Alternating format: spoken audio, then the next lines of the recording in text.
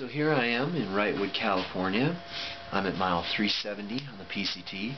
I got in at about 9 a.m. this morning. I hitched a ride in on the highway, and I've been here all day just doing the usual post office, food drop, laundry. I got a room here at the place called the Pines. It's a great little room.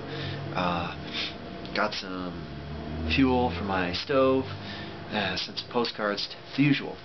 And there's quite a few hikers that have come into town, so there's a really big group here today, and it's kind of a very odd atmosphere though, because the next 50 miles of trail, we've got some really interesting challenges facing us, and so while everyone's really excited to be on the PCT, this is the first time where everyone's kind of a little bit, I don't want to say down, but everyone's a little bit hesitant, because yesterday we had our first experience with a reroute, and we had to hike 15 miles of official rerouted trail due to a fire last year.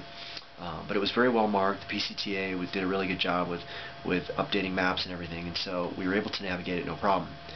So the problem facing us now is we leave tomorrow or the next day or whatever, and the first problem that we face is right out of town we climb the last 9,000 foot spot south of the Sierras, and it's Mount Baden-Powell, and supposedly it's very, very nasty this year with snow, like San Jacinto and the Gorgonio Range, and a few people have tried to go over it and bailed. So that's the first sort of hot topic, that some people are going around it, some people are skipping it, some people are road walking. But the other really big issue is the other fire. So back in 2009 there was a huge fire called the Station Fire, and it took out an enormous amount of acreage, and so there's a very large section, about 50 miles worth of trail, that is in a closed section. And unfortunately the PCTA has no official reroute, and so everyone's sort of sitting around town scratching their heads going, what do we do? Do we make our own adventure and pick our own road walk? Or some people are saying heck with the continuous line, and they're just hitching around it. So the majority of us want to keep that continuous line, that continuous walk to Canada. So we've been sort of scrambling all day, and just to give you an idea of how mind-boggling it can become, this is the book I've been using to navigate, Eric the Black's Atlas, in conjunction with some data book pages, and Eric has some maps that are pretty decent for navigation. There's some small topo maps that he has, and so they give you some good detail.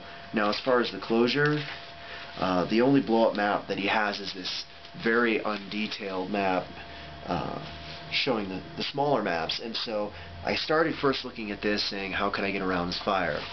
Well then, since we got to town, this is just to give you an idea of what we've had to deal with. At the hardware store we picked up a photocopy of a map that was left two-sided, very pixelated, of a reroute that a hiker did at the end of last year going southbound, that he said worked really well. So we have that map. We also have a map that was put together of a reroute by the Softleys, who are a Trail Angel family about 70 miles north of here, and they've sent back a map on how to get to their place, which is at the end of the fire reroute. So I have that map to deal with. I also have a turn-by-turn text description of how to do a road walk around the fire. Now all three of these are slightly different, and so like I said, it's choose your own adventure. In addition, I bought a $10 Angeles High Country trail map, topo map, which has only a small section of the trail in it, but also shows some roads that I can walk around. And the problem is not where to walk and on what roads are safe, but it's where to walk so that you know you have water sources and you know you have a safe and legal place to camp. And so it's become a real challenge. I've been studying all of this for the last few hours, really trying to decide what my game plan is going to be, and I think I have one, but who knows. It's going to be an interesting 2 or 3 days, I think, to Agua Dulce, which is at the end of the reroute, and I think once I'm there I'll feel a lot better, but It's one challenge at a time. And so this is a long update, but long story short is I've really enjoyed the trail, very, very much so.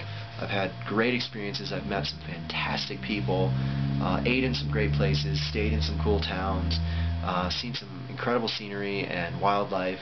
The snow has been frustrating, but also a neat experience, something that I wasn't expecting.